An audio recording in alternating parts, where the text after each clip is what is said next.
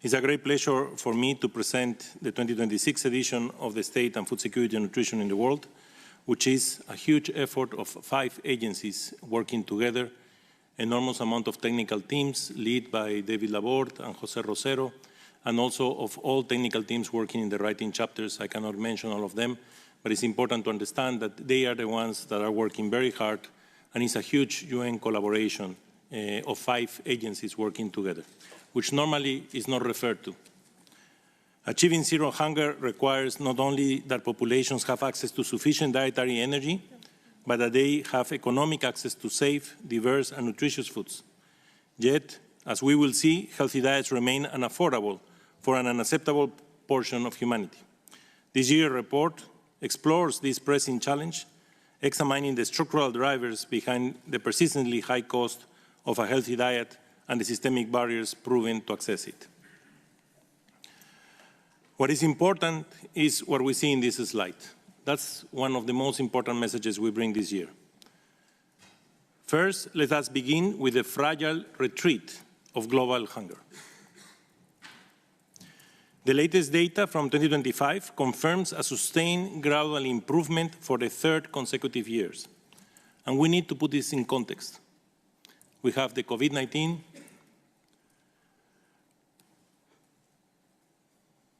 the war in Ukraine,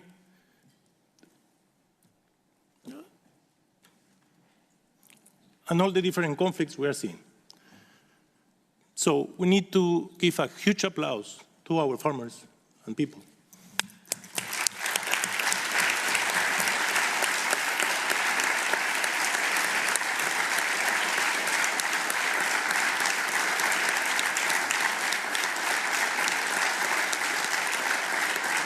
An estimated 7.9% of the global population faced hunger in 2025, which translates to roughly 645 million people. Between, and we normally bring this uncertainty, 608 and 696 million people in the world. While this represents a decrease of 14 million compared to 2024, 43 million people compared to our peak in 2022, we must acknowledge a sobering reality. We're still far above the levels recorded in 2015, when Sustainable Development Goals were launched, with about 50 million more people facing hunger today. Furthermore, to the epicenter of hunger has definitely shifted. In 2025, Africa hosted the largest number of undernourished people. 309 million individuals affected, passing for the first time Asia. Today, 1 in 5 people in Africa faces hunger daily. So although the prevalence rate has reduced in 0.3, as was mentioned by the Director General, because of population growth, because of conflicts, we are seeing that the African numbers still are increasing. So this is partially due to the population growth, which is 2.3%, compared to a lower population growth of Asia of 0.6% per year, but also a number of structural and conjunctural shocks impacting the continent. But the new estimates for Africa point to a halt in the prolonged upward trend in hunger. While we are making progress, the trajectory remains insufficient to achieve our 2030 targets. The reduction in global hunger has been largely driven by Asia and Latin America and the Caribbean, both of which have shown a steady improvement, a consistent progress and recovery since the pandemic. Asia alone has a decrease over 80 million undernourished people since 2021. And this is mainly driven by India, as it was mentioned before. Digging deeper into the year-to-year changes, we see a highly uneven geographical landscape. Most importantly, the prolonged upward trends in hunger that has plagued Africa since 2017 has finally come to a halt in 2025. However, as I mentioned before, in terms of absolute numbers, we need to start to decrease those absolute numbers too, and to find a solution to that. The only sub-region in the world where hunger is clearly on the rise is Western Asia, and this needs to change. Looking beyond chronic hunger, the SDG indicator 2.1.2 reveals in 2025 an estimated 2.1 billion people, or 25.8% of the global population, experience moderate or severe food insecurity. We are seeing a continuous downward trend since 2020, meaning 135 million few people are food insecure today than 5 years ago. That is equivalent to nearly 86 million fewer people experiencing food insecurity in 2025 compared to 2024. A steady progress has been seen in Asia and Latin America and the Caribbean since 2020. And there was an improvement in Africa in 2025 for the first time since 2030. Agenda for Sustainable Development Goal was launched in 2015. However, more than half of the population of Africa, 56.6%, was moderately or severe food insecure in 2025, compared to 20.3% in Asia, 22.9% in Latin America and the Caribbean, and 8.7% in America and Europe. Yet the burden of this insecurity is deeply unequal. Globally, food insecurity remains consistently higher in rural areas compared to urban areas, as you can see in the figure in the right-hand side. And women continue to disproportionately affect compared to men. While the greater gap has narrowed, because especially the woman and male gap increased substantially during COVID-19, now it has narrowed slightly from 2024 to 2025, the persistence of these inequalities demands targeted, gender transformative, and rural-focused policies to ensure no one is left behind. We need a structural change so that these gaps are finally structurally reduced for the future. Even if people have enough calories, the question is if they can afford a diet that actually is needed, a healthy diet. Today, in 2025, for 2.7 billion people, the answer is no. Compared to 2021, the percentage of global population unable to afford a healthy diet has decreased in almost all regions, reflecting a broader economic recovery and rising incomes. But there is a glaring exception, Africa. In Africa, the unaffordability of a healthy diet actually increased, leaving a staggering 66.6% of the continent population entirely priced out of the healthy diet.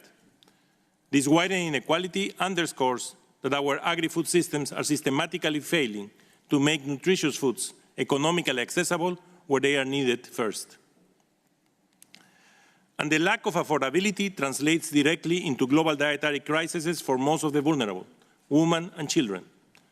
Monitoring healthy diets has been a critical gap in tracking progress towards the achievement of the SDG 2. The inclusion of the minimum dietary diversity, the MDD indicator, in the SDGs indicator frameworks in 2025 makes an important step in filling this gap. Dietary diversity remains critically inadequate. Less than 1/3 of young children and only about 62% of women globally consume a minimum dietary diversity diet. Only 30.8% of children aged 6 to 23 months worldwide consume a minimum dietary diet, diverse diet. Major data gaps continue to limit a full understanding of dietary diversity of children and women in different parts of the world, and that's where we need to keep working to improve. The stark truth is that the world is off track, as you can see in this figure, to achieve all 7 of the 2030 global maternal, infant, young child nutrition targets. Conditions like stunting, wasting, and overweight among children under 5 are improving, only marginally and not at the necessary pace. So the issue here is to accelerate the improvement and to invest in a huge acceleration of this improvement in these indicators that we are doing well. But surprisingly and alarming, anemia in women reproductive age and adult obesity are actually worsening. And this is a reflection, we believe, of the lack of access also to healthy diets, not only to calories. And that is also something that this report tries to resolve. Adult obesity has risen from 12.1% in 2012 to 16.2% today. The stark truth is that the world is off track to achieve all 7 of the 20 indicators that we have seen. Now, what this report tries to do in its second part is to focus in one component of access to healthy diets. As you know, the 2.7 billion is about affordability, which links income, of course. But that is also related to the cost of the healthy diet. How costly is this healthy diet that we want people to have access to reduce undernourishment and also reduce overnutrition? And the third component is behavioral change. It's how we can change the way we consume. Because I can have the resources to buy a healthy diet, but I decided not to do it. And that's a behavioral change. So what this report tries to do is to look at how we can work to reduce the cost of a healthy diet. Because unhealthy dietary patterns impose an striking hidden cost on our global economy. We did this in the SOFI, where we look at the hidden cost. And we found that $8.1 trillion of the 11 to 12 trillion of hidden costs are because of health issues. This is related to non-communicable diseases. This is related to the issue of lack of access to a healthy diet. So this publication tries to go into that element of the cost of the healthy diet. Poor diets accounted for 12.3% of all deaths globally in 2023. So to combat this, we must tackle the price tag of nutrition, which is the very first signal consumers face in the market. The current inflationary context is not helping at all, that we discuss also in the SOFI 2025, and where we are challenged right now because of what is happening in the world. And that is where we need to change and work together to improve that. So what are the findings in terms of the cost of the healthy diet? As you can see here, driven by food inflation, the global average cost of a healthy diet reached 4.28 purchase power parity dollars per capita per day. Now, this cost sits about 40% above the international extreme poverty line, making it a mathematical impossibility for the poorest populations to eat well. It has priced out 32.7% of the global population, meaning they cannot afford this healthy diet. And this cost also increased sharply in the last years, since 2021. The increase is 25%. And this is because of commodity prices and, as a result of that, food inflation. But before we go into the details of the cost and the solutions to the problem of the cost, it's essentially to define the precise scope of this year's report and set a clear expectations about what it covers. To guide our analysis, the SOFI 2026 report is structured around the four critical pillars: understanding the numbers behind the food prices, determining the structural drivers that inflate those prices, and identifying the targeted interventions to bring them down, and finally, design the reforms needed to implement those changes. As the Director General was saying, we need to implement and not to talk so much. So we need to start bringing solutions based on what we have learned so that countries can move forward. And we have learned a lot, and that's what also the Global Alliance Against Hunger and Poverty is bringing up through the pillar of knowledge. To ensure our policy focus remains sharp, we must be clear about what this report does not cover. First, our analysis is strictly focused on the economic conditions of healthy diets. Second, our primary lens is the absolute cost of a healthy diet. Finally, our framework is dedicated entirely to the solutions to reduce this cost across the agri-food value chains, rather than retaining the well-documented health or economic benefits of consuming a healthy diet. In short, this report provides a targeted supply-side blueprint where FAO has with our partners, a huge capacity to do. We are deconstructing the $4.28 PPP per capita to understand exactly why it remains so high and providing a roadmap to systematically dismantle the economic barriers, keeping healthy diets out of reach to 2.7 billion people. It is vital to understand what this $4.28 figure actually measures. The cost of a healthy diet represents the absolute minimum market floor. It calculates the cheapest possible combination of locally available products across 6 strict food groups needed to meet dietary guidelines for 2,330 kilocalories.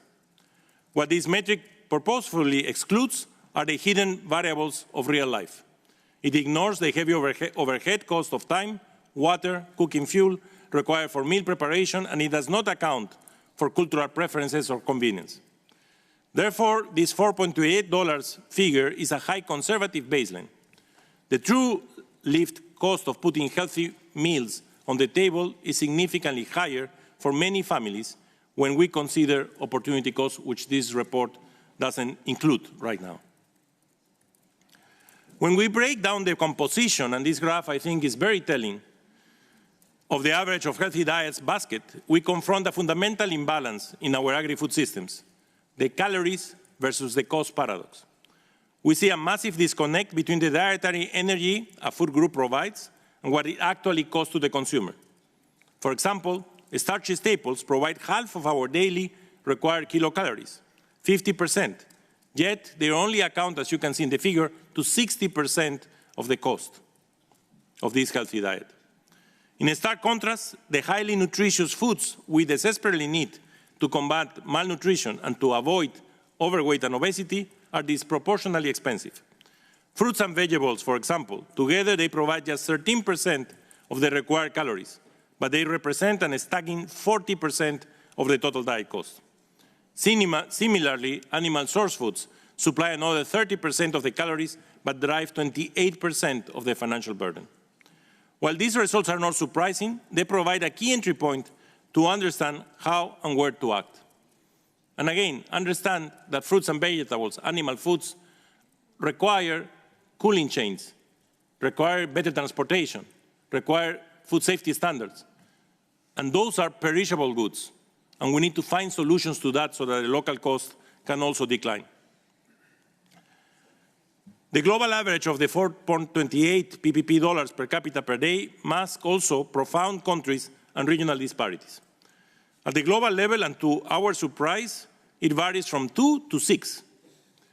But the country differences are largely explained by regional differences, and the reality is that the price tag for a healthy diet is highly dependent on where you live.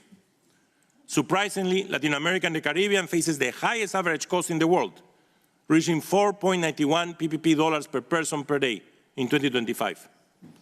As the charts indicate, this peak is heavily driven by the exorbitant retail price of highly perishable better vegetables, direct results of severe domestic logistical friction and transport inefficiency. Amazing for a continent that is a bigger supplier of cereals and high-value commodities to the world. But this raises us the question. We also need to look at our local markets. And yes, smallholders, farmers, family farmers are supplying the food for our local markets, but we need to work with them so that we increase the supply, especially for fruits and vegetables. In Africa, the cost stands at 4.35 PPP dollars per person per day, but the primary culprit is completely different. Here, animal source foods are the most prohibitive expensive food groups. This reflects deep structural challenges across the continent, including severe deficit in cold chains, high feed costs, and low baseline livestock productivity. And we also need to look at fishery and aquaculture, how we can accelerate that. Because this is the continent where more proteins are needed and enzymes, things that not only fish and aquaculture, but also terrestrial animals bring. Meanwhile, Asia, where the diet costs $4.33 PPP, fresh fruits and vegetables heavily inflate the daily basket due to massive post-harvest losses. Conversely, North America, Europe, and Oceania enjoy the lowest average cost, 3.64 PPP dollars, as decades of capital-intensive policy support have made their staples and animal source foods structurally cheap. The gradient between economic development and lower price is still statistically significant, but the relation is not simple. An increase in GDP by 10% translates into a reduction of healthy diets in 0.39%. Here is where growth doesn't resolve the problem. It has to be inclusive, and we have to make the transformation to make it inclusive. So more efficient economies make healthy diets cheaper, but economic growth alone is not enough. How to fix this? And that's the goal of this report. The report identifies solutions along two complementary axes: expanding supply sustainably, reducing unit costs across the value chain, and to do this, governments must bundle hardware and software interventions. Hardware refers to capital expenditures, investments in physical infrastructure, like cold storage, rural roads and irrigation, as well as improved seeds. Software refers to regulatory reforms, repurposing agricultural subsidies, facilitating trade and enforcing competition policy.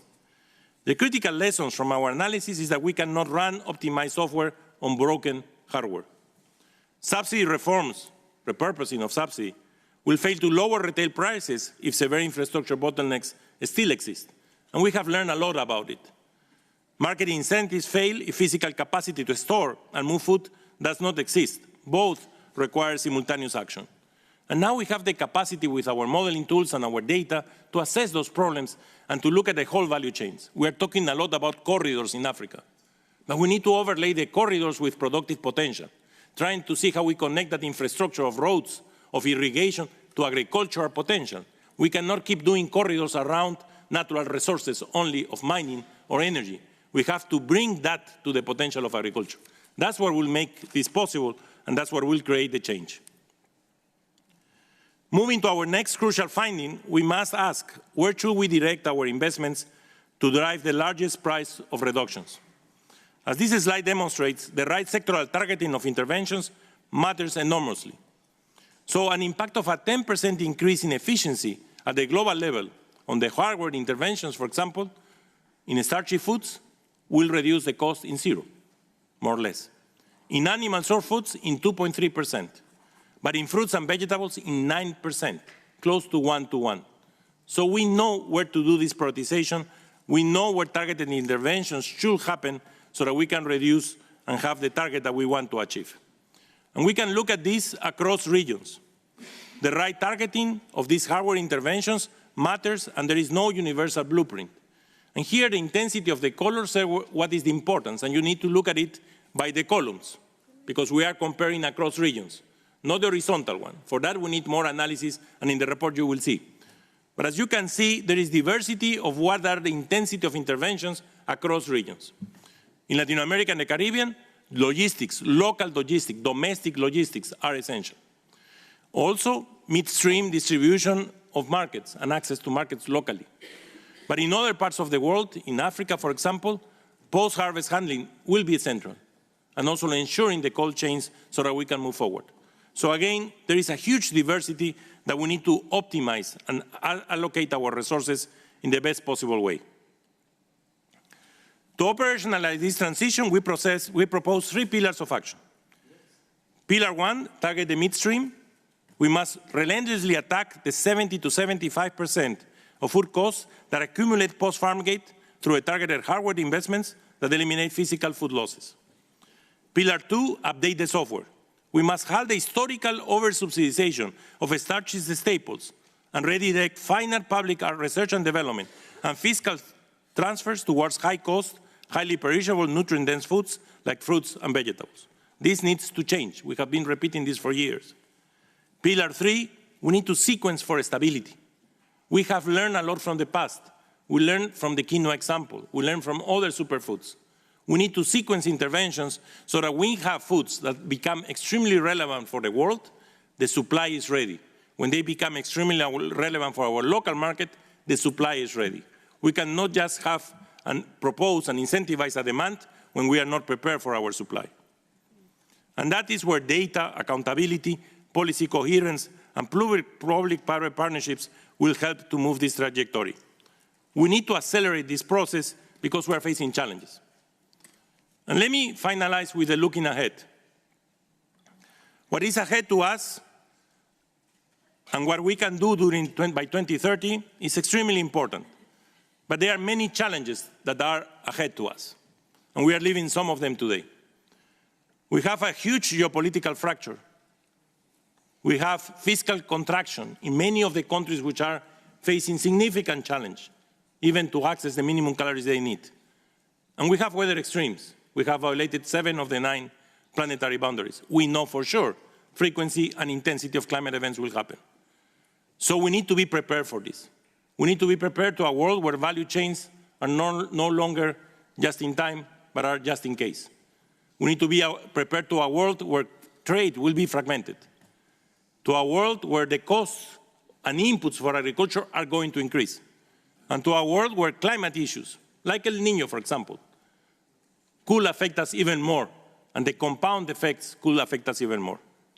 So we did some simulations on the trajectory, and we see that, for example, just taking into account the Strait of Hormuz problem, we could be in a situation where we will be facing 522 million people by 2030 in hunger. And that's what we need to avoid. Now, we have 2 types of shocks, man-made and natural shocks. The man-made, I call them uncertainties. We don't have too much of a control, although we should have control because they're man-made. But the natural ones, we can increase our resilience, preventing and having capacity of absorption. And that's where we need to work to create this bridge where true food security requires systemic shifts to make nutrient-dense foods accessible to all, where we know for sure that we need to sustain calories available to protect the improvement of the 7.8% of our POU, But also, we need to scale healthy diets affordability and target interventions to lower this cost of the healthy diet, which is at $4.28 PPP. So, colleagues, let me finish here with a summary of everything I have been talking for the last 24 minutes. And thank you so much, and let's hope that we can keep on track on what we are trying to do, and we can really convert a change, and congratulating all the countries that have progressed so much in the last year. Thank you very much.